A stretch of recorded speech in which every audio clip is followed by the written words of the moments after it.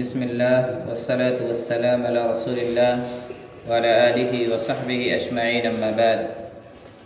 عن ابن عمر رضي الله عنهما أن رسول الله صلى الله عليه وسلم مر على رجل من الأنصار وهو يعظ أخاه في الحياة فقال رسول الله صلى الله عليه وسلم دعه فإن الحياء من الإيمان. متفق علیہ. محترم مصلیان کرام، آج کا درس حیا سے متعلق ہے. شرم و حیا کی اسلام کے اندر بڑی اہمیت ہے، اور یہ شرم و حیا ہر انسان کے اندر موجود ہوتا ہے، لیکن انسان جو بڑا ہوتا ہے، اس کا گھر، اس کا سماج، اس کا معاشرہ جیسے ہوتا ہے، اسی اعتبار سے اس کے اندر یا تو حیا رہتی ہے یا تو نکل جاتی ہے.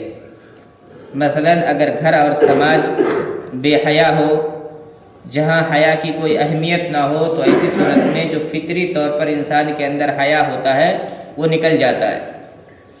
لہذا اگر کوئی انسان ہمارے معاشرے اور سماج کے اندر شرمیلا ہے، ہر چیز میں حیا کرتا ہے، برائیوں کے اجتناب میں اسے شرم آتی ہے، تو ہمیں اس کے شرم کو نکالنے کی کوشش نہیں کرنی چاہیے.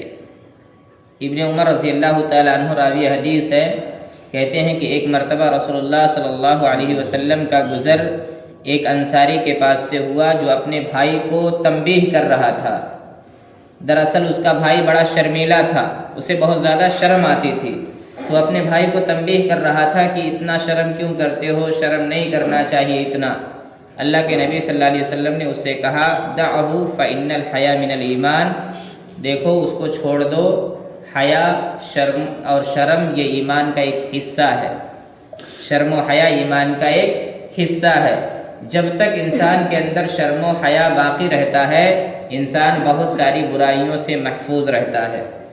لیکن جیسے ہی انسان کے اندر شرم و حیا نکلتا ہے، انسان کے اندر سے، انسان بے غیرت ہو جاتا ہے اور ایسے کام کرتا ہے جس کو کسی بھی صورت میں شریعت اسلامیہ جائز قرار نہیں دیتی ہے.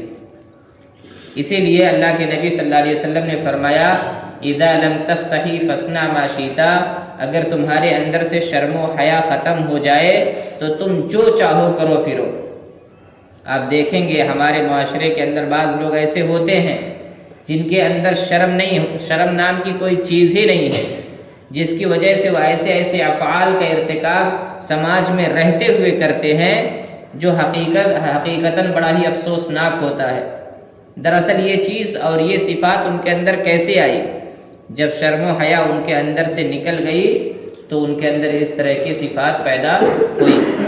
لہذا ہمیں اور آپ کو چاہیے ہم ہر حال میں اپنے اندر شرم کو برقرار رکھیں، اور کسی کے اندر اگر بہت زیادہ شرم ہے تو اسے دور کرنے کی کوشش نہیں کرنی چاہیے. کہا جاتا ہے کہ جس نے کیا شرم اس کا پھوٹا کرم. دیکھیے اگر شرم انسان نیکیوں کو کرنے میں کرتا ہے تو یہ چیز غلط ہے. یعنی اگر کوئی انسان کہے مجھے نماز پڑھنے میں شرم آتی ہے تو اس کا یہ شرم غلط ہے. لیکن اگر کوئی انسان یہ کہے کہ مجھے برائیاں کرنے میں شرم آتی ہے تو اس کا یہ شرم قابل تعریف ہے. ایسے انسان کے شرم کی تعریف کرنی چاہیے ہمیں. اور اگر شرم انسان نیکیوں کو کرنے میں کرتا ہے تو کسی بھی صورت میں یہ شرم قابل تعریف نہیں ہے بلکہ قابل مذمت ہے. ایسے انسانوں کے شرم کو ان کے اندر سے دور کرنا چاہیے.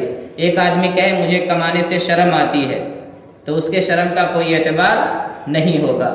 پیارے نبی صلی اللہ علیہ وسلم کے تعلق سے ایک حدیث ہے، راوی حدیث جابر بن عبداللہ رضی اللہ تعالیٰ عنہ کہتے ہیں کہ اللہ کے نبی صلی اللہ علیہ وسلم کنواری لڑکی سے بھی زیادہ شرمیلا تھے.